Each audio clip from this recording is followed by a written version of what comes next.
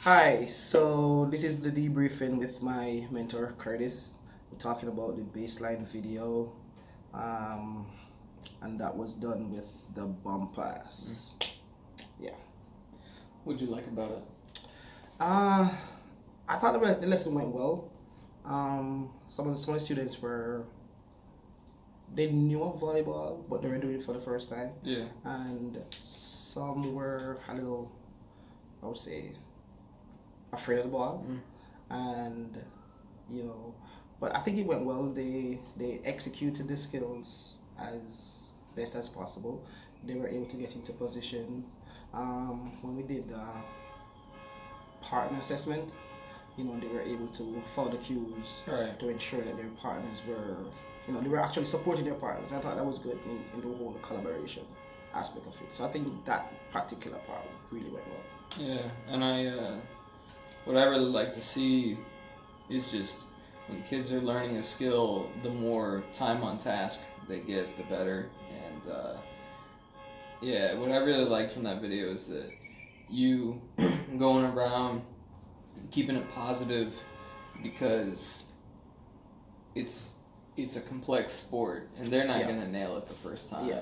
So really just I like the circulation, I like the positivity, I like the targeted guidance, and more time for students to manipulate the task. So I thought that was all good. Yeah. I really like that. Yeah. What do you think in terms of improvement? I know it's just your baseline video, but right away, did you see anything that you might want to tweak the next time out? Definitely for the next lesson, I will definitely have to review the bump pass. More time on the ball, as you said. They need that. Two, I think I'll have to do a lot more peer work, maybe one-on-one teaching. Use a softer ball for some people because obviously they're afraid of it, so I definitely have to use a softer ball. Another thing I think I'll definitely do is probably change the size of the ball, and the ones who are a little afraid of it, I know I'd incorporate them actually catching the ball before they're actually making the pass. So I still have to do a little more of that just to ensure that they're more comfortable with it. So I definitely have to review it and incorporate a little more of those. Yeah, yeah, and I've always liked the pairs for volleyball because it lets you, take those girls who have been playing for a couple years. Okay, Right. you two go pass. Or you two go work on that. Yeah. I'm gonna come over here and talk to some of these kids who Yeah. are looking down at their arms and their arms are red. And, Yeah. oh, it Yeah, hurts. yeah, It yeah, hurts, yeah, coach. Yeah. So I'm telling them that yeah, you'll be fine. A little sting on the arm, you'll be fine. But still they're afraid. So I definitely will have to use a softer ball for some of them, for sure. Yeah. So from the very beginning, you were doing some modeling for the kids. Do you think that the amount of time you spent showing them and then doing it together and then letting them do it on their own was about right, or do you want to tweak that dynamic a little bit? The time span is short for the lesson, but I definitely believe in modeling. The more they see it, and then the more they get to do it, I think the better they're able to execute the skill. The video, actually having them watching the video, I think that was also a good part because yes, I can say this is what I want, but then you actually seeing somebody else other than me doing it, you're like, okay, this is probably what Coach Davis actually wants us to do. So it's, I think, modeling a lot and more time on the ball. Yeah, a lot more modeling. Yeah, I liked the video at the beginning because they could really see.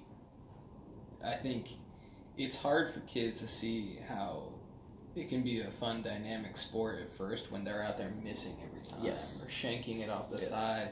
But then they see people who are real experts, and I saw a lot of good platforms, even if the ball didn't always strike cleanly because they're still learning. I saw they took that video and thought, okay, I got to get my arms out and flat if I want the ball to go straight. Yeah.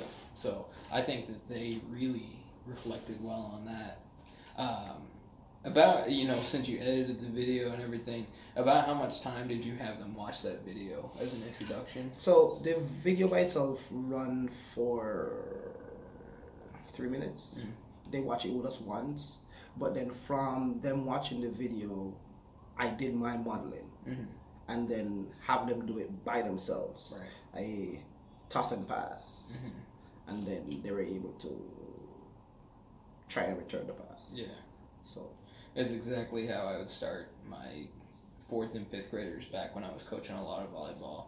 Was, all right, you're gonna see it first. Yeah. You gotta come into PE class and slow down. Yeah. But then they get right to it.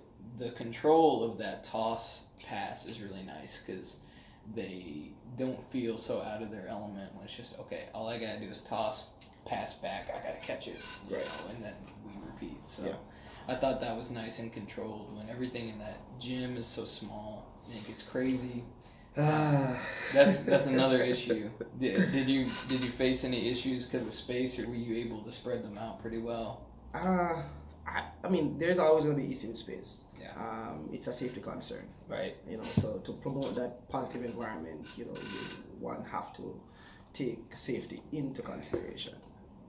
But we try to maximize the space as much as possible. Yeah. I mean, there are times when the pairs were too close to each other, and I have to be circulating to ensure that, there were no accidents. Yeah. And them catching the ball as a prerequisite to them actually returning the pass was a part of it. So no one have to be running or, lounging to make a pass. They just catch it, toss it and pass it again, just to try and maximize the space as much as possible. So even though it was an introductory skill, it was also a part of a safety concern. Yeah.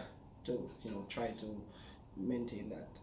And I gotta ask at least one more question, because whenever I was doing volleyball with boys and girls, especially middle school, the boys always thought it was funny just to see how high they could rip the ball. Did you have any of those sort of wild kids that you had to rein in? Yes. I have those, but I had to remind them that you gotta get the legs involved. Yeah. And once you get the leg involved, there will be no need of you swinging the arm. Yeah. So, maintain that stable arm, that stable platform, and get the legs involved.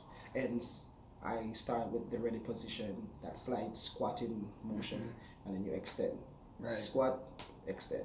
So you get the legs involved, so you keep the platform stable. So. I love that. It's a great way to take the wind out of the sails of a boy that's just trying to be silly in that class by saying, like, your form's not proper, and then they're like, oh yeah, I'm learning something, and bringing it back to that instead of just saying, like, man, what are you doing? Get on task. So I really like that. I really like that when I saw that. Yeah, man. I'm excited to see how you build out this baseline video. All right. Yeah, we'll see. Yeah. All right. Oh, catch it. There we got it. All right.